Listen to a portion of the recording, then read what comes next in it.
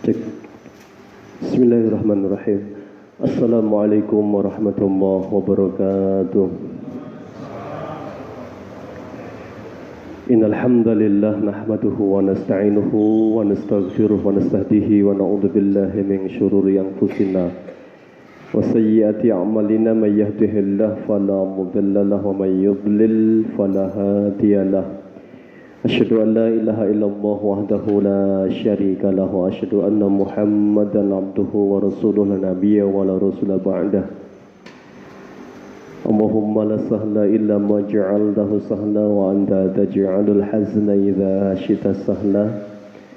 Amma ba'du, Bapak Ibu jamaah kajian yang dimuliakan Allah, alhamdulillah bersyukur kepada Allah malam hari ini kembali dihadirkan di majelis ilmu. Semoga banyak berkah yang Allah limpahkan, diberi ilmu yang manfaat, dimudahkan mengamalkan, dan semoga Allah istiqomahkan kita. Amin.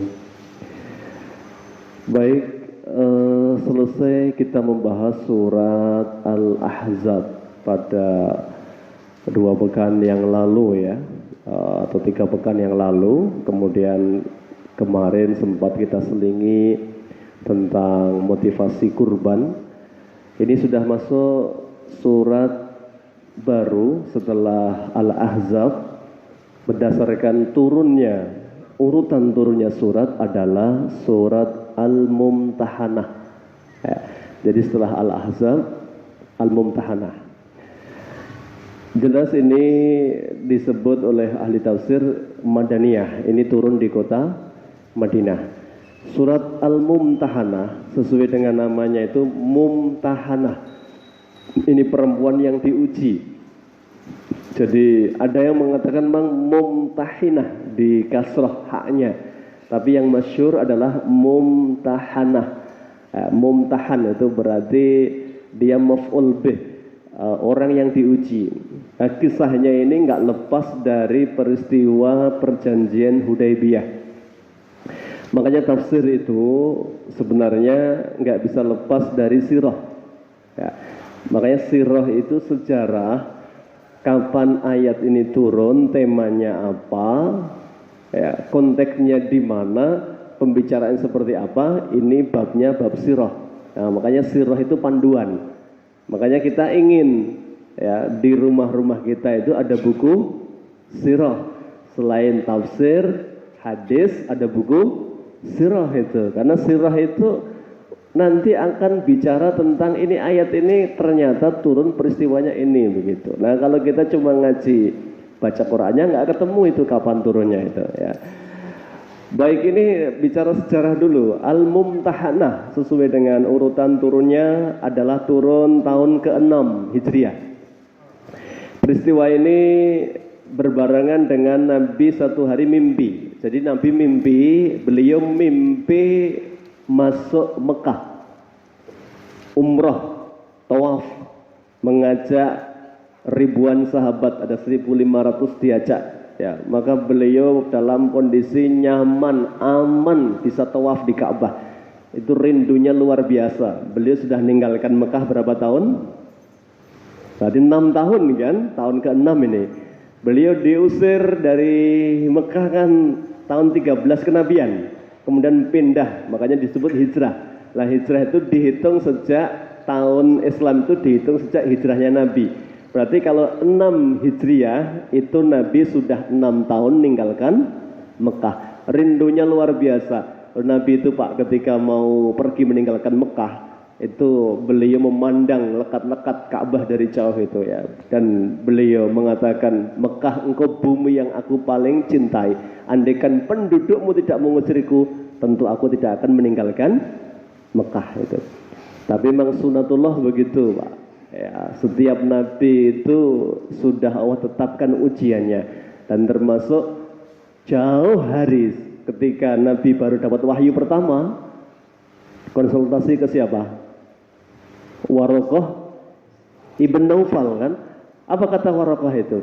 Ya, demi Allah engkau akan diusir dari kampung halamanmu. Ternyata bukan sekedar apa ini prediksi kan. Kenapa? kata Warokoh, Namus Akbar ataupun Jibril itu setiap mendatangi Nabi diberi wahyu, mesti yang dapat wahyu akan diusir itu. Semuanya begitu. Ya. Mulai ulul azmi yang pertama tentunya Nuh alaihi salam juga sama, direndahkan, diusir. Ibrahim, ya, beliau sosok yang masyhur, ya, ujiannya paling berat. Wa idh betala Ibrahim rabbuhu bikalimatin fa atammahun. Beliau hijrah. Musa dikejar-kejar. Ya. Isa juga sama, mau dibunuh oleh Bani Israel, ya, raja-raja Yahudi yang jahat itu. Ya. Rasul Muhammad sama, akhirnya 13 tahun ke-13 kenabian beliau diusir. Ya. Bahkan nggak sekedar diusir, dijadikan apa? Sayembara kan? Siapa yang bisa menangkap Muhammad hidup atau mati, diupah berapa itu? Sejarahnya berapa? 100 ekor unta kan itu. Jadi, nah maka satu hari Nabi ngimpi di tahun ke-6 itu. Maka beliau begitu bangun, sumringah cerita ke sahabatnya. Ya, saya mimpi dan mimpinya Nabi itu adalah tanda nubuah kenabian wahyu. Ya, ya, Allah mengizinkan saya masuk Mekah itu. Memang Nabi nggak nyebut tahunnya, nggak nyebut kapannya, tapi Nabi ingin setelah mimpi itu, maka beliau menyiapkan pasukan. Sahabat, kali ini jelas tujuannya satu Pak, bukan perang. Karena ini fasenya fase perang ini. Kita ingat sejarahnya, tahun 5 Hijriah ada perang dahsyat namanya perang apa? Perang Khandaq, makanya perang Ahzab itu, tahun ke-5 Hijriah. Ya. Jadi perang itu yang dahsyat besar pertama tahun kedua Hijriah namanya perang Badar, tahun 3 Hijriah namanya perang Uhud, ya. Kemudian perang kecil-kecil itu perang gede tahun 5 Hijriah namanya perang Ahzab. Khandaq ini koalisi paling berat ini. Musuhnya 12.000, Nabi hanya bertahan 2.000 di kota Madinah ketika itu. Tapi Allah takdirkan menang pasukan koalisi porak-poranda. Nah, setelah kondisi secara musuh sudah meninggalkan Mekah, meninggalkan Madinah maksudnya. Kemudian Rasul SAW mimpi tadi, maka beliau ceritakan kepada para sahabat. Sahabat senangnya luar biasa.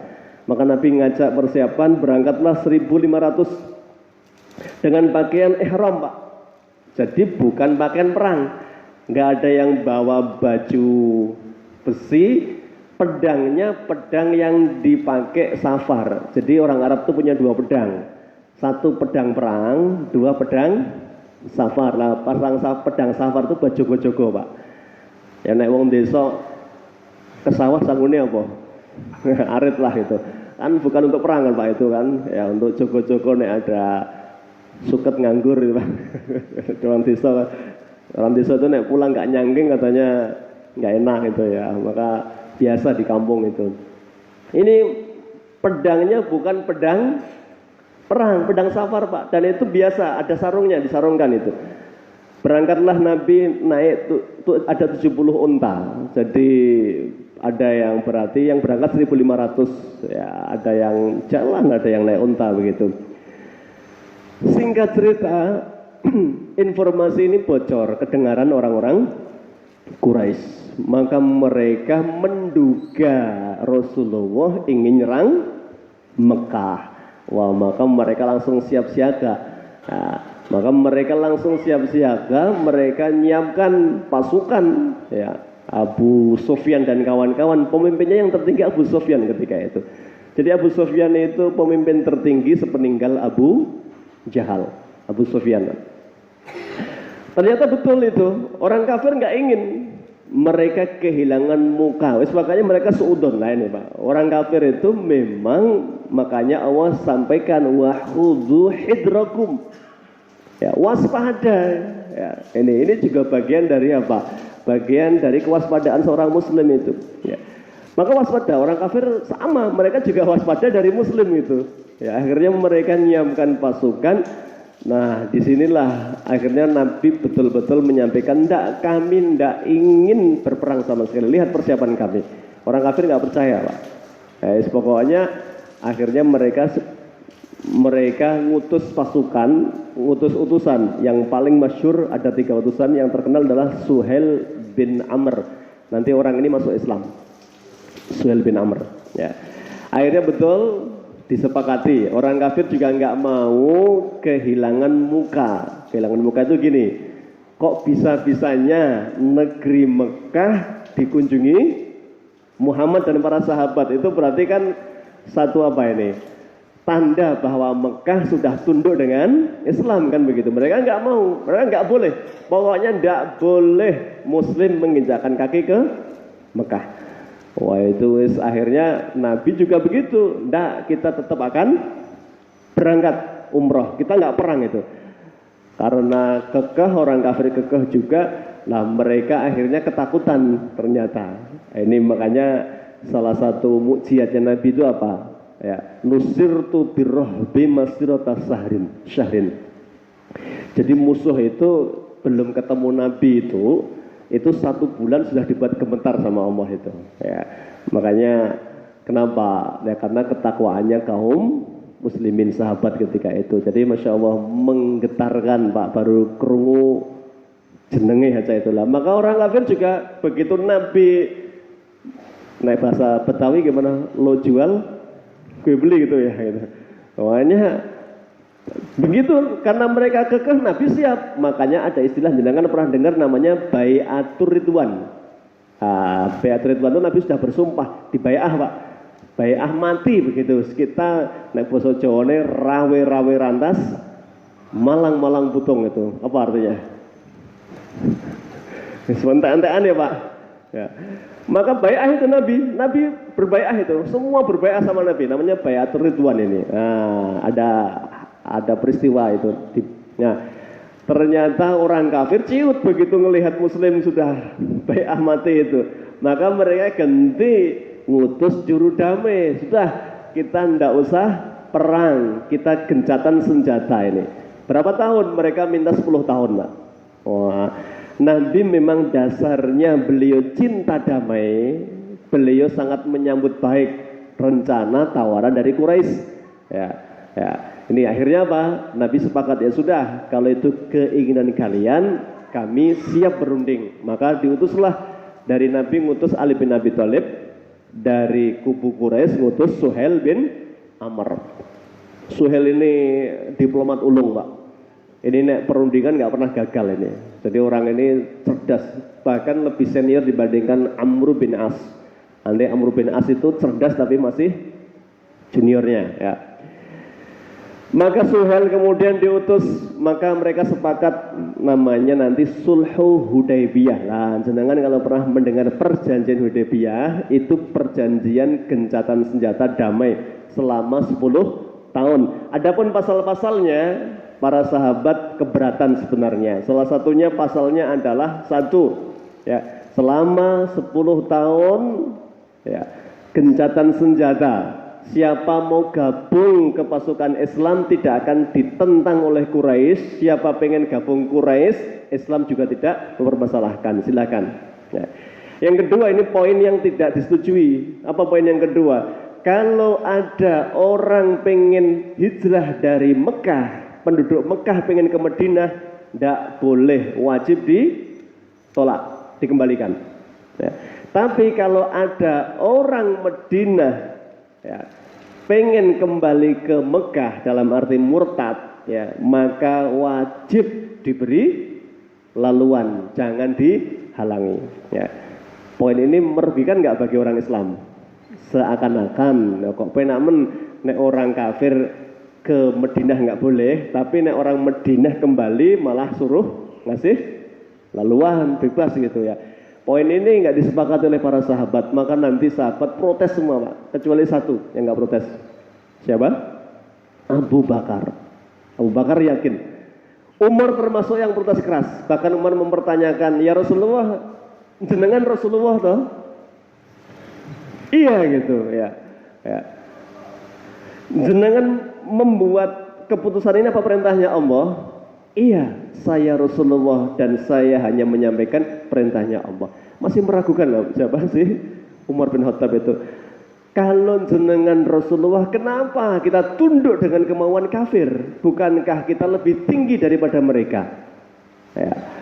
Maka Rasulullah hanya menjawab, wahai Umar, saya hanya utusan Allah menyampaikan apa yang menjadi pesan Allah. Saya tidak membuat keputusan sendiri. Bismillah, keputusan Allah pasti yang terbaik.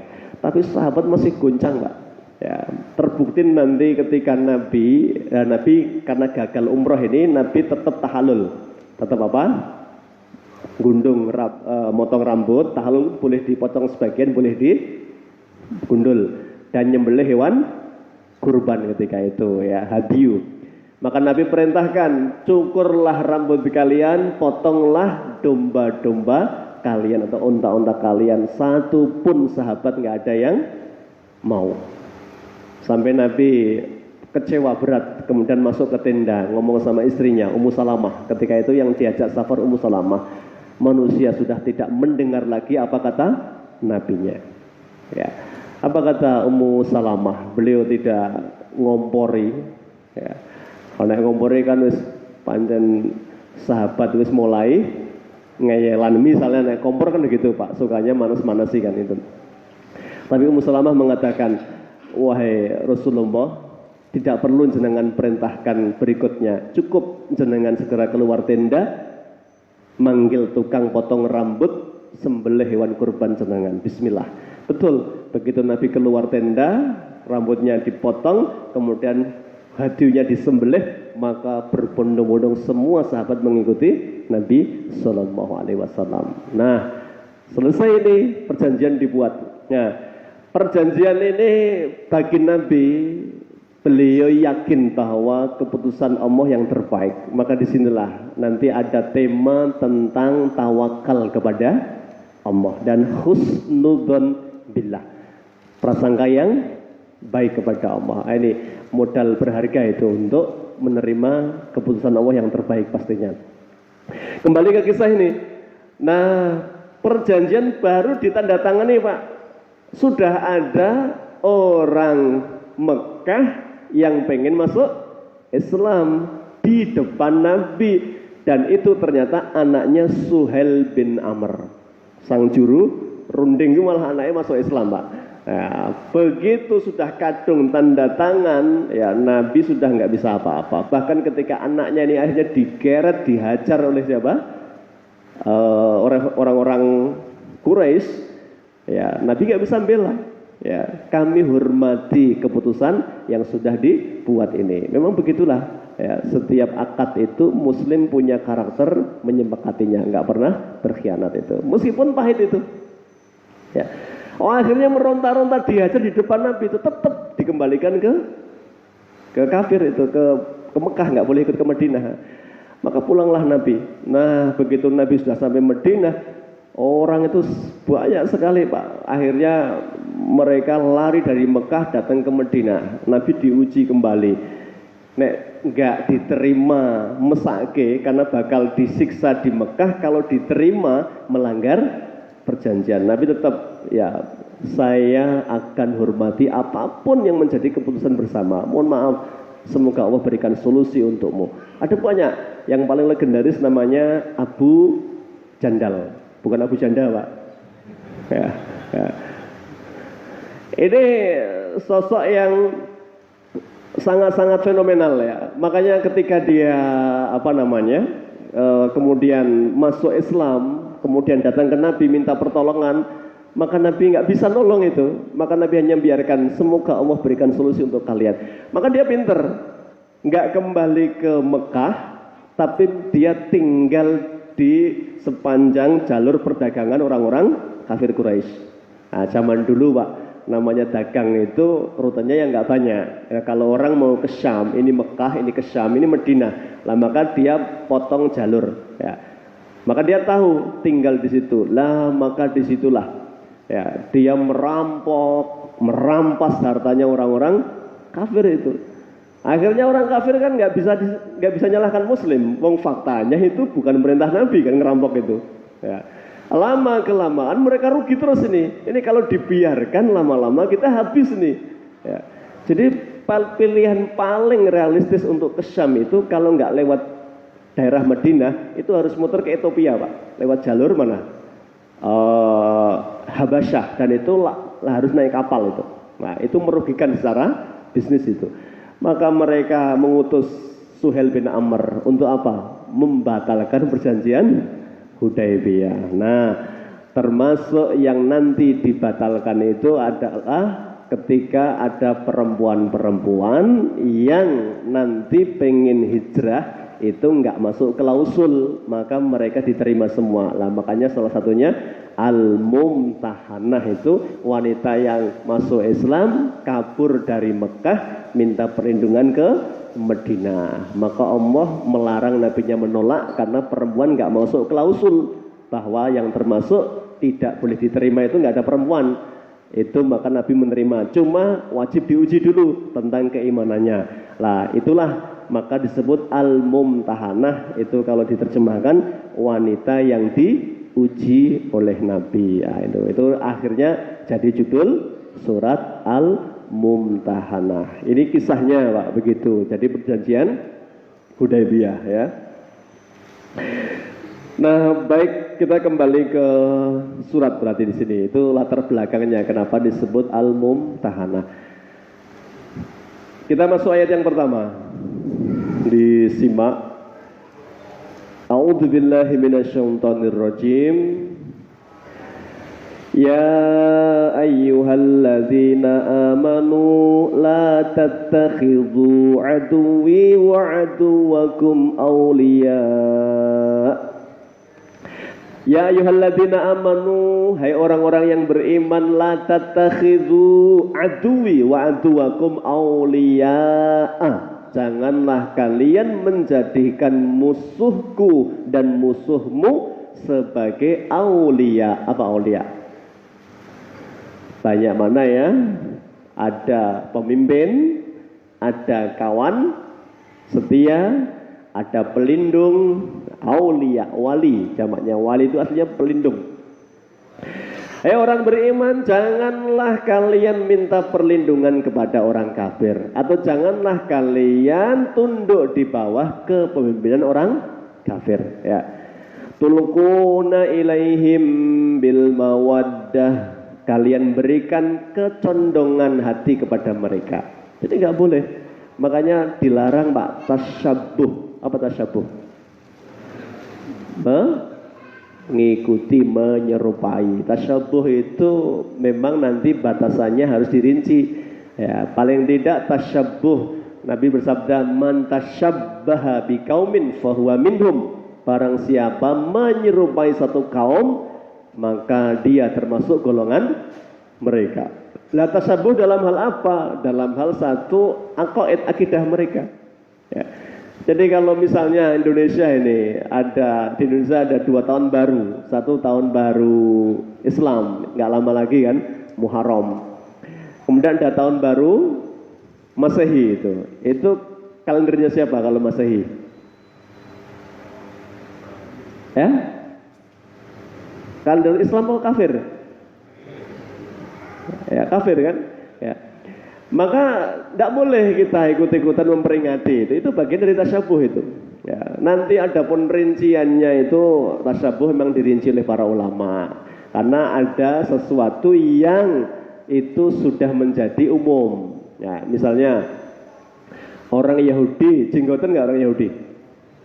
Ya, berarti jenggotan tasyabuh sama Yahudi. Ya, kan nggak jadi begitu. Ya, karena ini sudah menjadi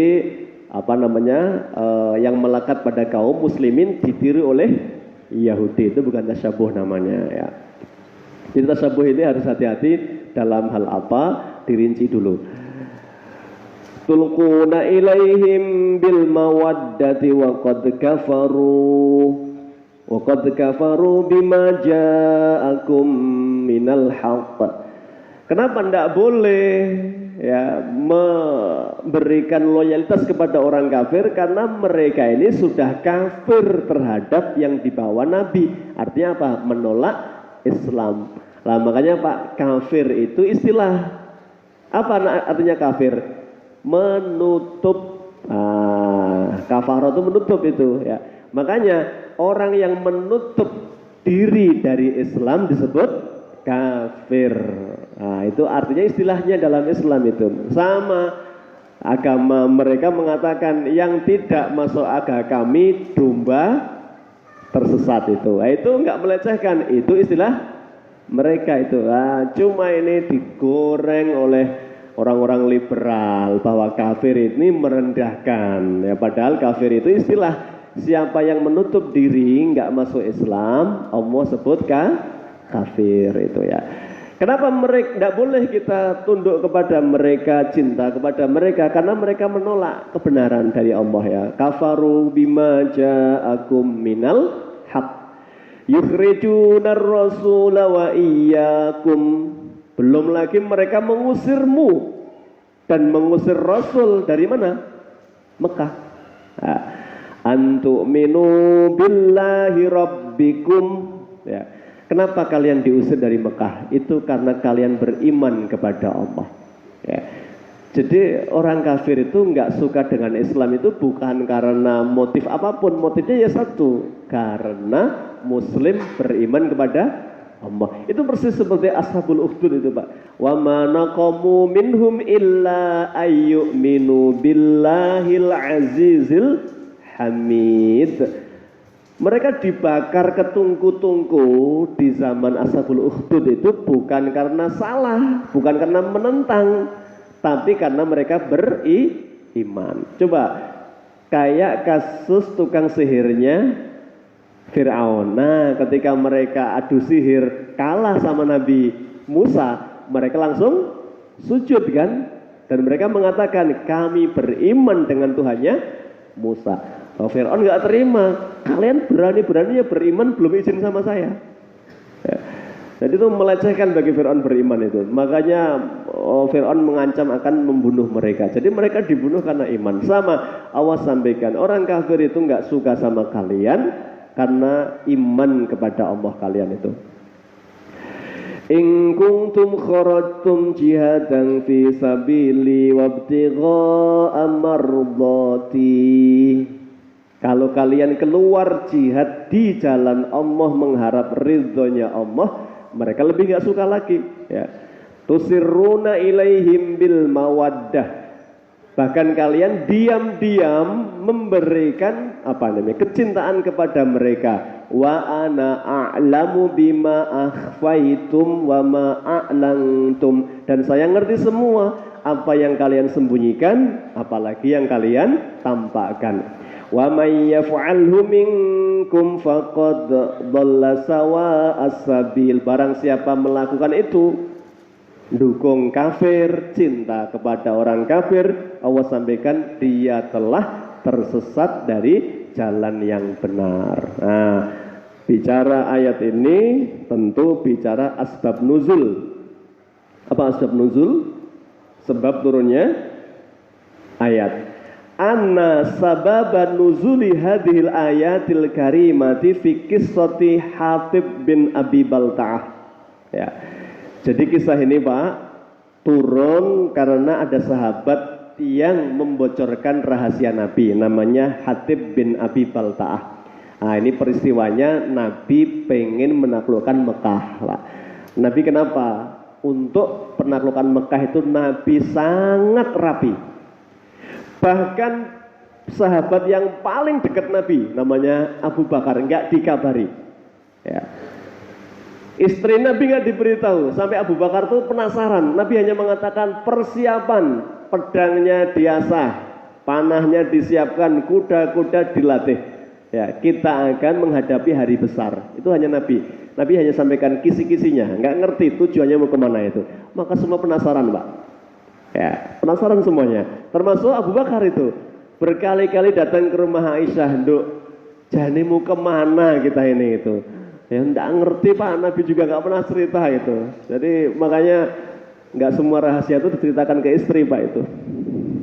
Kadang bocornya rahasia itu lewat mana? Lewat kaum Adam atau Hawa. Katanya Adam menangan Adam mingkem itu ya, nah Hawa gitu suka cerita itu. Makanya rahasia sudah jatuh di tangan wanita sudah nggak jadi rahasia Pak, namanya rahasia umum. Wah ini betul itu. Maka Nabi sama Aisyah nggak cerita, sampai Abu Bakar penasaran, Duh apa bener nggak cerita? Boten ya, nggak pernah cerita Kanjeng Nabi sama saya itu. Nabi kenapa nggak cerita? Nanti disebut oleh ahli sejarah Pak. Nabi nggak ingin orang musyrik ngerti rencana Nabi menaklukkan Mekah. Kalau mereka tahu, mereka akan persiapan.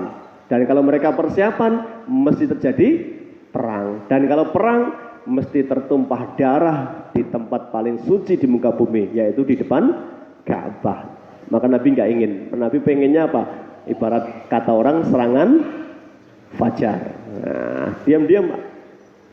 Baru ketika Nabi memprediksi 3 hari diberitahu, 3 hari sebelumnya baru Nabi kasih tahu kita akan taklukkan Mekah. Prediksi Nabi, penunggang kuda terhebat pun dalam waktu 3 hari tidak bisa mencapai Mekah ketika itu. Baru disampaikan Nabi. Nah ternyata sahabat ada yang tetap nekat bocorkan rahasia ini. Dia nulis surat Pak. Ya. Surat ini ditujukan untuk pembesar Quraisy, kalian persiapan Nabi akan menundukkan Mekah. Ya. Nabi diberitahu malaikat Jibril ada yang menyampaikan informasi membocorkan rahasia. Surat itu dibawa oleh seorang wanita biar nggak dicurigai oleh para sahabat. Oleh wanita, dia berhenti di tempat ini, di bani ini. Maka Nabi ngutus pasukan, ngutus sahabat yang cekatan ada 3, Mikdad bin Amr, kemudian Ali bin Abi Thalib, yang satu siapa ya? Ada 3 sahabat ini. Tidak disebut di sini ya. 3 sahabat ini kemudian betul mereka mengejar sesuai dengan perintah Nabi. Tepat di sebuah daerah, di sebuah bani ada perempuan. Dia nggak ngaku pertama ya, tentang surat yang dibawa itu. Kemudian diancam, nggak ngaku kamu, saya buka semua pakaianmu gitu ya. Dia ketakutan Pak, langsung nunjukkan suratnya. Sahabat juga begitu amanahnya Pak, karena suratnya itu perintahnya nanti bawa ke Mekah. Sahabat juga enggak buka dulu apa isinya itu ya.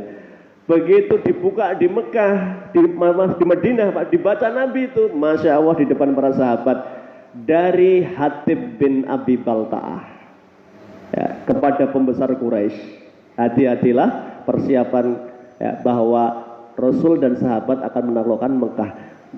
Ini sebuah pengkhianatan yang besar Pak. Kalau dalam kategori hukuman, pengkhianat itu boleh dieksekusi dalam Islam ya. Yang pertama kali emosi siapa?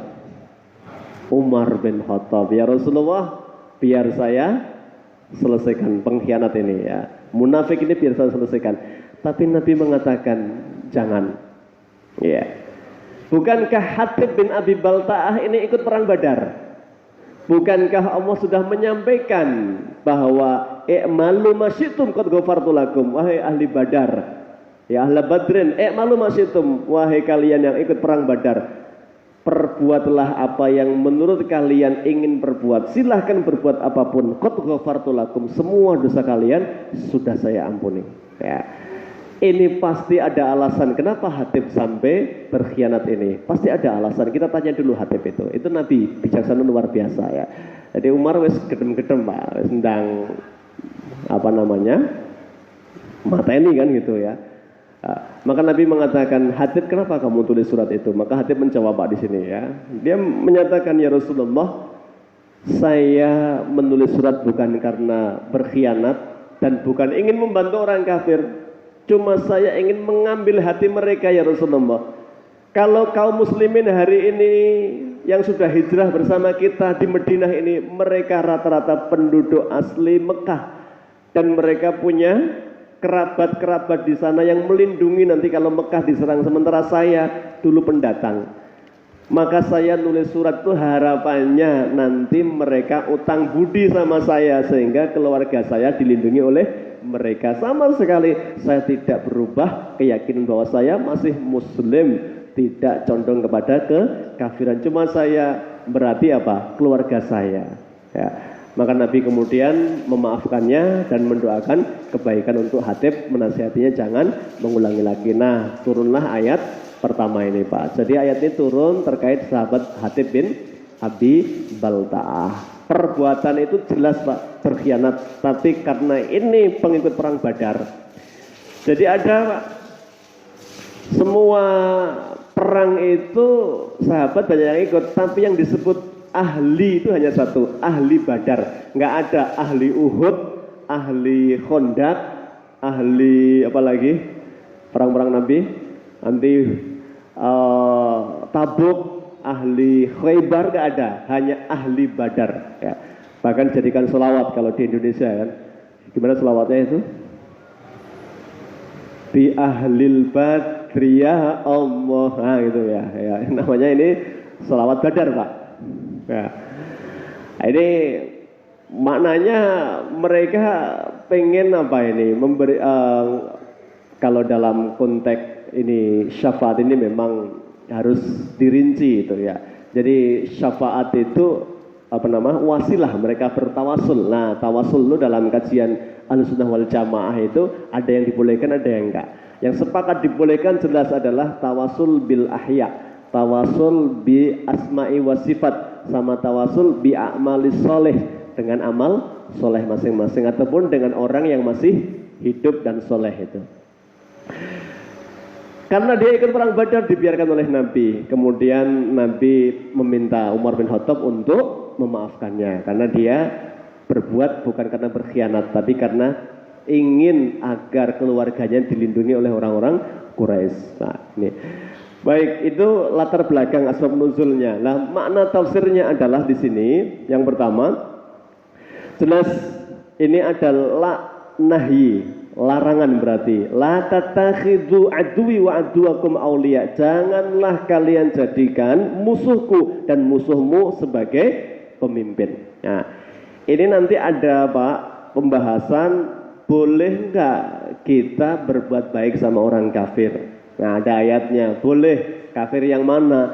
Kafir yang tidak memerangi Islam. Nah, ayatnya yang ke-10 nanti. Ayat yang ke-9. La yanhaakumullahu 'anil ladzina lam yuqatilukum fid din. Ya. Allah tidak melarang kalian berbuat baik kepada siapa? Kafir yang tidak memerangi agama kalian. Walam yukhrijukum min diyarikum, yang tidak mengusir kalian dari negeri kalian. Antabarruhum, kalian boleh berbuat baik kepada mereka. Wa tuqsitu ilaihim, dan berbuat adil kepada mereka. Innallaha yuhibbul muqsitin, Allah cinta kepada orang-orang yang berbuat adil, Pak. Nah, setelah ayat pertama turun, para sahabat itu kenceng Pak, jaga apanya? Akidahnya itu. Termasuk nanti ini nyambung biar pemahamannya nggak keliru. Habis ngaji jangan-jangan tonggone kafir langsung nggak onar gitu ya. Salah pengajiannya lagi nanti gitu ya. Dikira provokator ini. Ya, jadi dilihat ini. Ya, makanya sahabat kenceng-kenceng ini, termasuk Asma binti Abi Bakar. Ya, jadi Abu Bakar itu punya istri namanya Qatilah, itu dicerai Pak, karena angel kandanane. Ya, dicerai Pak itu. Terus pokoknya bojo angel kandanane. Ya, jolke ya. Iya di zaman itu, ini kan angel kandanane itu kandani kon lebu Islam Pak, bukan apa namanya urusan yang enggak prinsip ya. Ini prinsip sekali ya. Abu Bakar masuk Islam, anak-anaknya masuk Islam, istrinya ngeyel nggak masuk Islam itu. Ya, maka langsung betul ya.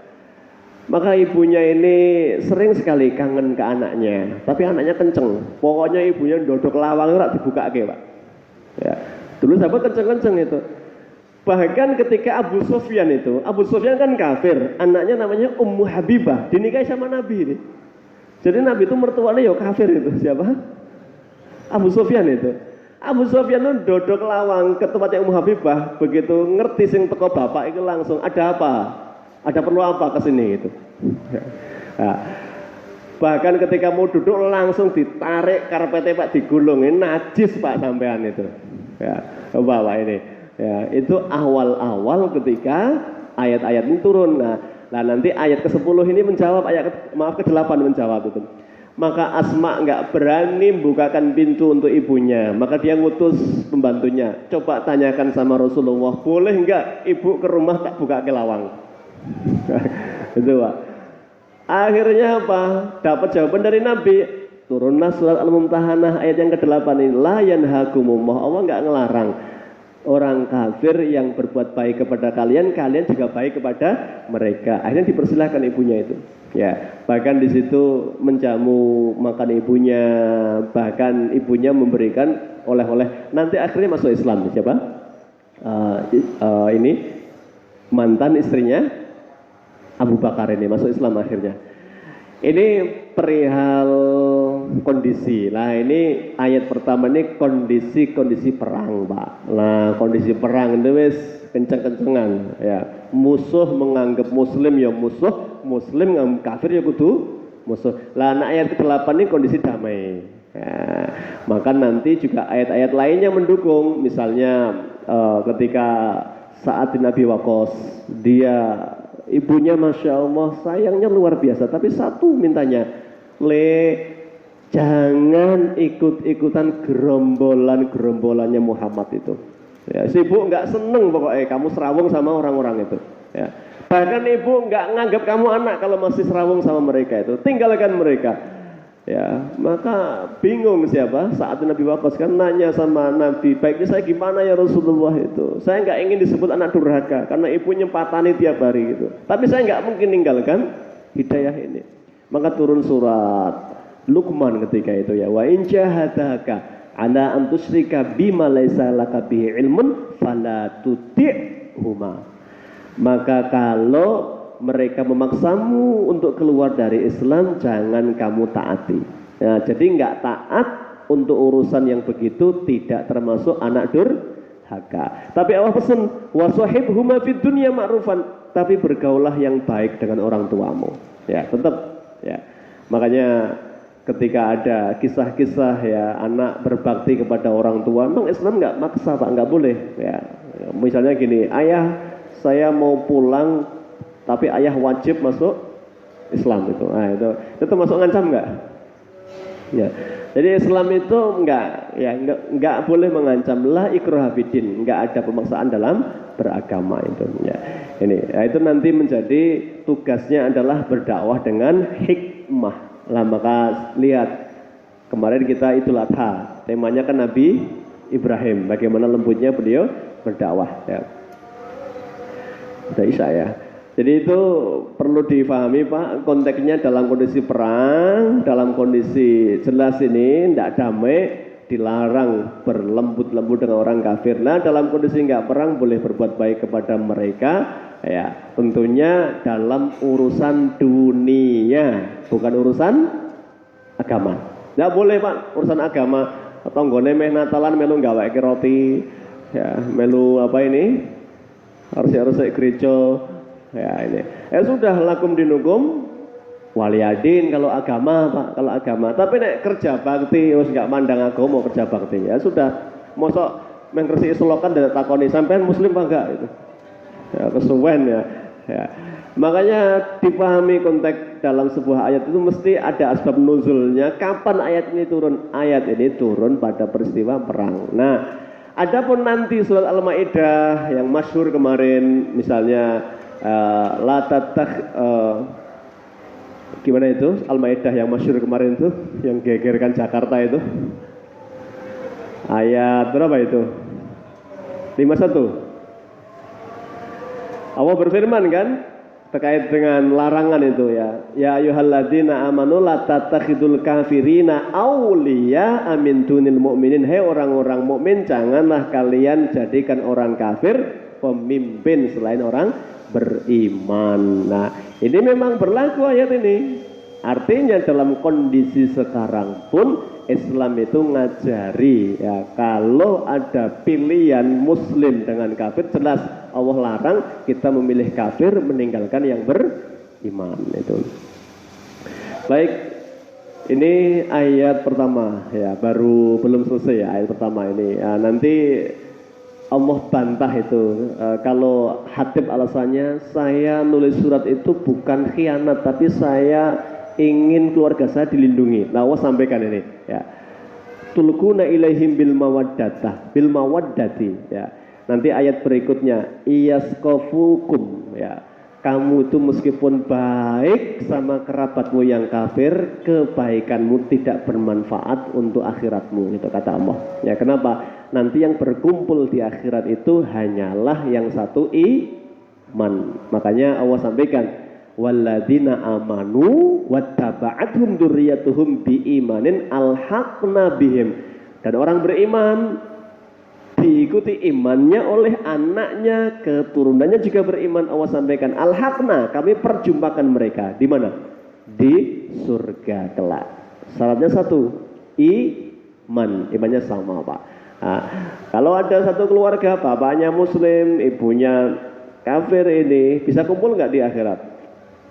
Ya nggak bisa, karena sudah beda. Ya, satu beriman, satu nggak beriman itu. Ya, ini yang membedakan, Pak.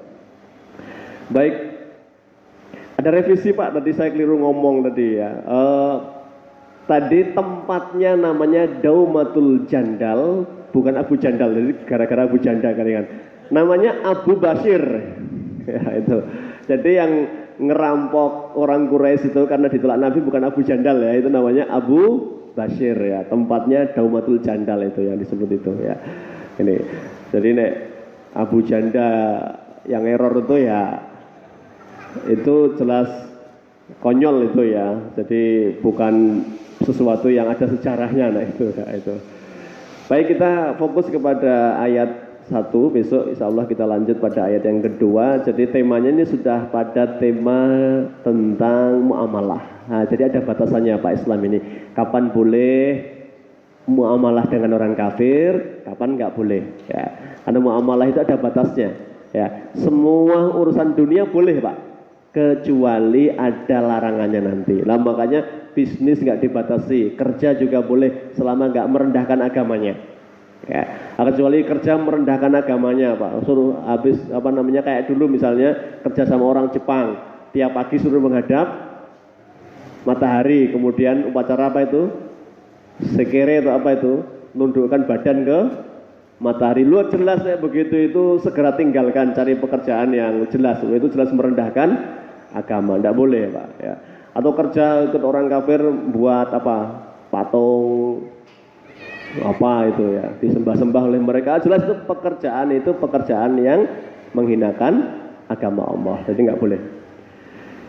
Baik, kita cukupkan, kita tutup dengan kafaratul majlis. Subhanaka Allahumma wa bihamdika asyhadu an la ilaha illa anta astaghfiruka wa atubu ilaik. Billahi taufiq wal hidayah. Assalamualaikum warahmatullahi wabarakatuh.